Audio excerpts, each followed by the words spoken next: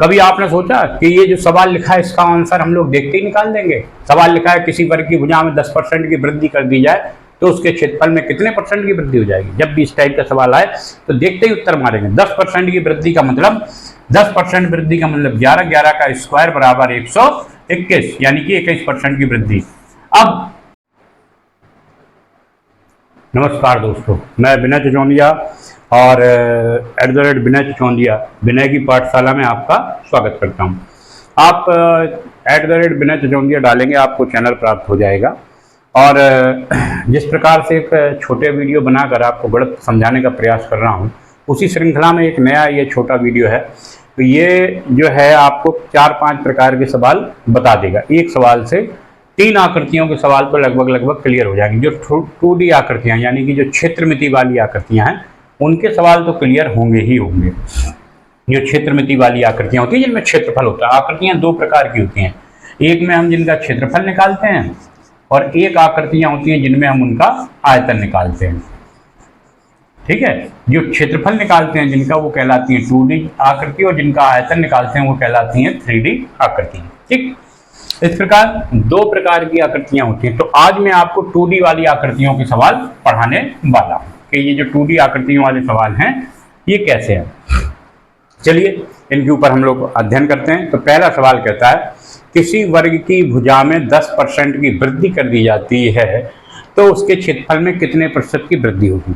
जब भी इस टाइप का सवाल आए तो हमें करना क्या है, पहले तो देखो बेसिक मेथड से हम लोग समझ लेते हैं।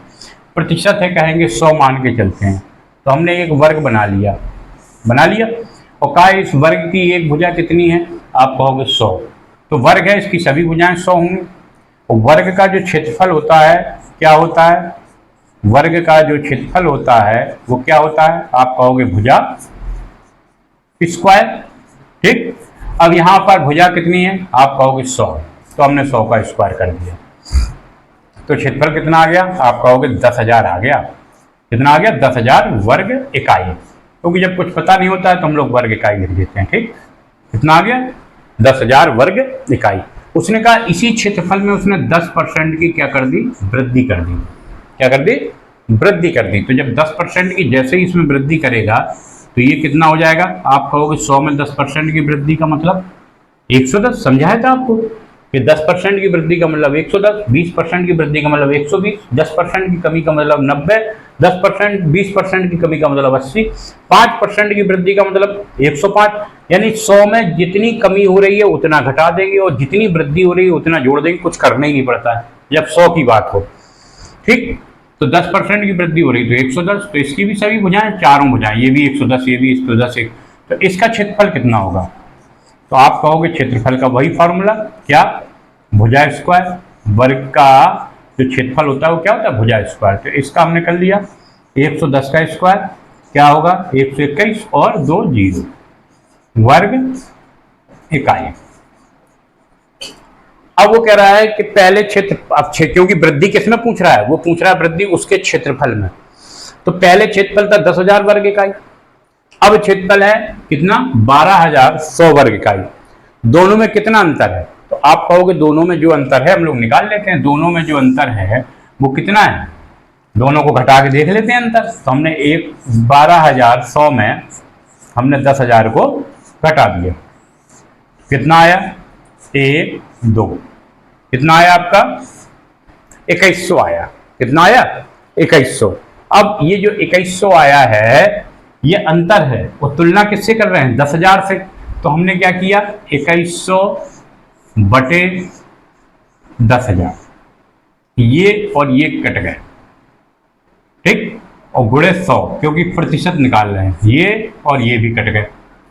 ठीक, बचा क्या आपके पास, देखिए यहां पर ये दोनों 0 कटे, यहां पर नहीं, आप सोचिए ये बच गया पूरा 100 से। बचा क्या आपके पास, 21। तो कितने % की वृद्धि हुई, आप कहोगे 21% की वृद्धि हुई। लेकिन ये जो मेथड है ये बड़ा लेंदी मेथड है। क्या है, बड़ा लेंदी मेथड है, परीक्षा में इसको करेंगे टाइम लग जाएगा। हम लोग जो सूत्र से लगाने वाले लड़के हैं उनके लिए है। मैं इसके बाद भी एक ऐसा बताऊंगा कि आप इसको देखते ही लगा लोगे। सूत्र से लगाने वाले जो लड़के हैं उनके लिए है ये मेथड। क्या है, सूत्र से लगाने वाले लड़कों के लिए है। कि क्षेत्रफल में वृद्धि, देखिए जब क्षेत्रफल में वृद्धि हो रही है तब क्या करेंगे, तो 2x प्लस एक्स स्क्वायर बटे 100, अर्थात जब वृद्धि हो रही हो तो प्लस और कमी हो रही हो तो माइनस। तो यहाँ प्लस लगा दिए हमने। x क्या है, कितने की वृद्धि हो रही है, आप कहोगे 10 की, तो यहाँ 10 का स्क्वायर बटे 100। यहाँ क्या आ गया, 20 प्लस 100 बटे 100, 100 से 100 कट गया, 1 आ गया, तो 20 प्लस 1 बराबर 21%। आप फॉर्मूले से भी लगा सकते हैं, ठीक है, आप फॉर्मूले से भी लगा सकते हैं। अब मैं इसका बहुत सरल तरीका बताने वाला हूं कि आप देखते ही इसको लगा लोगे, जो कि आपको शुरुआत में दिखाई दिया था।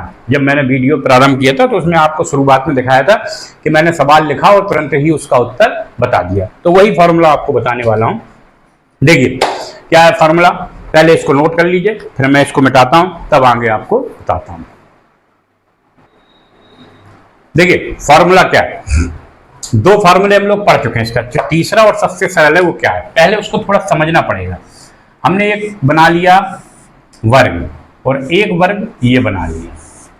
अब उसने कहा कि किसी भुजा में 10% की वृद्धि करते हैं। अभी हमने भुजा 100 मानी थी, अब भुजा कितनी मानते हैं हम लोग, 10 मानते हैं। कितनी मानते हैं, 10।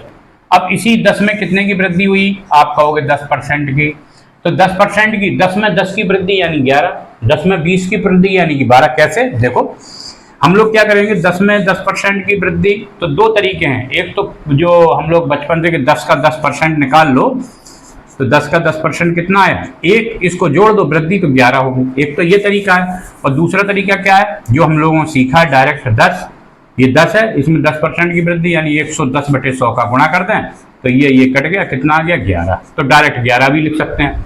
तो दो प्रकार से इसको हम लोग लगा सकते हैं, चाहे जिससे इसको लगा लें। अब देखिए जब ये दो प्रकार से लग रहा है तो यहाँ 10% की वृद्धि का मतलब 11, तो यहाँ भी भुजाएं कितनी आ गई, 11। यहाँ पर क्षेत्रफल क्या होगा, आप कहोगे भुजा स्क्वायर यानी कि 10 का स्क्वायर, तो कितना हो गया, आपने कहा 100।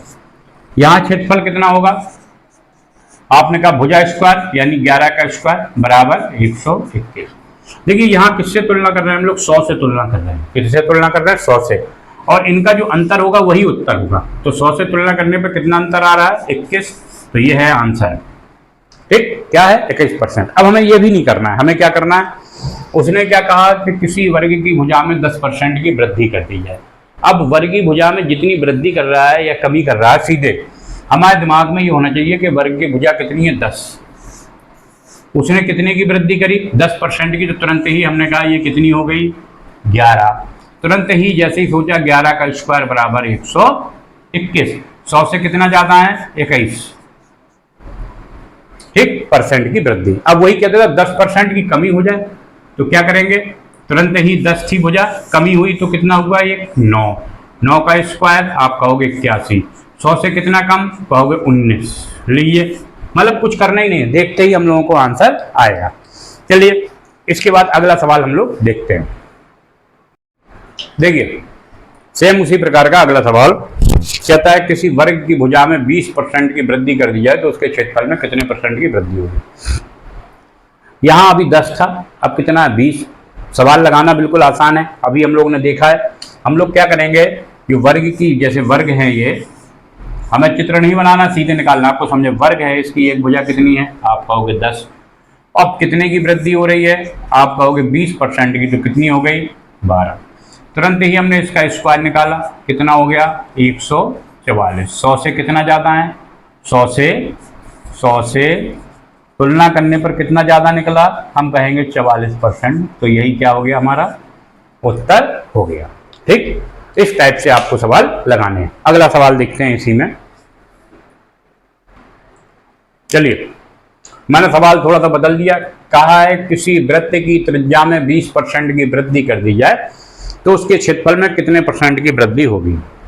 किसी वृत्त की त्रिज्या में 20% की वृद्धि कर दी जाए तो उसके क्षेत्रफल में कितने % की वृद्धि होगी। सिंपल सा फंडा है, वृत्त का जो क्षेत्रफल होता है, वृत्त का जो क्षेत्रफल होता है वो क्या होता है, आप कहोगे 2πr²। अब यहां हम पाई को, इसको जो नियतांक है इसको नहीं लेते हैं। अब देखिए सेम बन गया r²। बन गया, नियतांक को छोड़ दिया। अब वृत्त का जो क्षेत्रफल होता है आर स्क्वायर, वर्ग का क्षेत्रफल होता है भुजा स्क्वायर, अर्थात ये सेम कंडीशन में है, तो हमें कुछ नहीं करना। जैसे इसमें करते थे ना कि 10 की तुलना करते थे, 10 मान ली इसकी एक भुजा, इसमें हमने 20% की वृद्धि कर दी तो कितनी हो गई, आप कहोगे 12, और 12 का हमने स्क्वायर किया तो कितना आ गया 144। 100 से कितना ज़्यादा है, आप कहोगे 44%। तो इसके जो क्षेत्रफल में कितनी वृद्धि होगी, 44% की। मैंने एक सवाल समझा दिया, सेम उसी तरीके से। देखिए आप नियतांक के लिए कंफ्यूजन हो रहे हैं, तो जब इसको लगाएंगे तो देखिए समान नियतांक है, आपको मैंने बताया था ऊपर नीचे रखने पर क्षेत्रफल निकालेंगे तो नियतांक तो वैसे ही कट जाएगा। आपको लंबी प्रोसेस जब लगाएंगे तो ये तो सेम है ना, ये थोड़ी बदलेगा, ये नहीं बदलेगा, तो ये जब हल करेंगे तो ये तो वैसे ही कट जाएगा, ठीक है। इसलिए इसके लिए परेशान नहीं होना। अच्छा, सवाल में थोड़ा परिवर्तन कर दे, मैं सवाल ये हो गया आ गया, थोड़ा देखिए जरा, सवाल में ये परिवर्तन कर दे, यहाँ त्रिज्या की जगह क्या कर दे, यहाँ त्रिज्या की जगह अगर ये व्यास कर दे। देखिए त्रिज्या और व्यास में अंतर होता है ना, ये तो मैंने वृत्त का क्षेत्रफल लिख दिया। अगर वृत्त का व्यास हम लोग से पूछे तो वृत्त का व्यास तो क्या होगा, आपसे पूछे वृत्त का व्यास बताओ तो वृत्त का व्यास होगा 2r। क्या होगा 2r, अर्थात त्रिज्या का दुगना, 2 गुणे त्रिज्या। r का मतलब यहाँ क्या है, त्रिज्या, यानी ऐसे भी लिख सकते हैं 2 गुणे त्रिज्या। अब आपके लिए एक दिन ज्यामिति का भी चैप्टर ला रहा हूं, जिसमें धीरे धीरे किसी दिन त्रिभुज, किसी दिन वर्ग, किसी दिन त्रिज्या, इनके ऊपर चर्चा कर लेंगे। तो ये क्या होगा 2 गुणे त्रिज्या, ठीक है, वृत्त का व्यास। तो अब इसने सवाल बदल दिया कि किसी वृत्त के व्यास में, अभी किसमें था त्रिज्या में, 20% की वृद्धि कर दी जाए तो उसके क्षेत्रफल में क्या वृद्धि होगी। मैंने ये सवाल इसलिए रखा कि परीक्षा में आप कंफ्यूजन की स्थिति में आकर 44 की जगह 88 न कर दो। क्यों, आप कहो त्रिज्या का दोगुना है, त्रिज्या का दोगुना है, तो देखिए चाहे 2 गुना बना रहे चाहे 4 गुना, ये तो नियतांक वैल्यू है, इसका तो हमें कुछ करना ही नहीं है। यहाँ आएगा तो ये ज्यादा ज्यादा क्या हो जाएगा 4 हो जाएगा, 2 दूनी 4, ये तो आर स्क्वायर रहेगा ही। इसलिए चाहे व्यास दिया हो चाहे त्रिज्या, सवाल का लगाने का पैटर्न यही है, इसलिए इसमें कंफ्यूजन नहीं आना चाहिए मन में, ठीक। चलिए इसी श्रृंखला में एक अगला सवाल और देखते हैं। देखिए सवाल थोड़ा सा मैंने फिर बदला, किसी समबाहु त्रिभुज की भुजा में 20% की वृद्धि कर दी है। अब बात करते हैं समबाहु त्रिभुज की, तो पहले तो समबाहु त्रिभुज का क्षेत्रफल लिख लेते हैं कि समबाहु त्रिभुज का क्षेत्रफल क्या होता है। समबाहु त्रिभुज का क्षेत्रफल होता है आपका √3/4 a स्क्वायर, a स्क्वायर मतलब भुजा स्क्वायर। फिर इसलिए लिखा कि आपको ये समझ में आ जाए कि ये जो लिखा है 3/4 ये क्या है, ये आप कहोगे नियतांक है। क्या है ये, नियतांक वैल्यू है। तो a स्क्वायर, देखिए वही वाला फंडा आ गया, कौन सा, वर्ग वाला और वृत्त वाला। तो अब फिर वही हम लगाएंगे, उसने कहा किसी वर्ग की भुजा में 20% की, यहाँ कमी कर दो। अब वृद्धि के बहुत लगा लिए तो कमी कर दो, कमी कर दी जाए तो उसके क्षेत्रफल में कितने % की कमी हो जाएगी, तो कमी कर दिया। तरीका वही है, भुजा कितनी मानी हमने 10, इसमें कितने की कमी कर दी गई, आपने कहा 20% की कमी कर दी। तो 10 में 20%, मैंने कहा था 10 में 20 का मतलब 2, तो कितना आया 8। तुरंत ही जो कमी या वृद्धि आया उसका स्क्वायर कर देंगे तो कितना आया 64। ये 100 से कितना कम या ज्यादा है, तो तुरंत ही घटा के देख लो, मुझे तो पता है 36 है, आप देख लीजिए कितना आंसर आ गया 36%। यही वृद्धि होती तो कितना आता 44%। मैंने कुछ किया नहीं किया। तो 3 सवाल मैंने एक साथ आपको बताए, एक वृत्त का, एक आपको किसका उसका वर्ग का, और एक समबाहु त्रिभुज का। तो मैंने एक बताया आपको वृत्त का, तो एक साथ लिख लीजिए कि वृत्त का क्षेत्रफल क्या होता है, आपको पता होना चाहिए πr², ठीक। वृत्त के बाद आपका वर्ग का क्षेत्रफल क्या होता है, वर्ग का क्षेत्रफल, वर्ग का क्षेत्रफल क्या होता है आपका भुजा स्क्वायर या a स्क्वायर कह सकते हैं, ठीक। वर्ग के बाद समबाहु त्रिभुज का क्षेत्रफल क्या होता है, त्रिभुज का क्षेत्रफल अभी लिखा था हम लोगों ने √3/4 भुजा स्क्वायर, ठीक। ये था आज का सार, जो मैंने छोटा सा 10 मिनट का वीडियो बनाया उसमें आपको बताया है। तो हम लोग इस प्रकार से सवालों को लगाएंगे। अगर आपको ये टॉपिक समझ में आया हो और अच्छा लगा हो तो फिर से वही कहूँगा कि चैनल पर अगर नए हों तो इसको सब्सक्राइब करिए, अगर हमारे चैनल से जुड़े हैं तो लाइक करिए और दोस्तों के साथ शेयर अवश्य करिए। जय हिंद, जय श्री राम।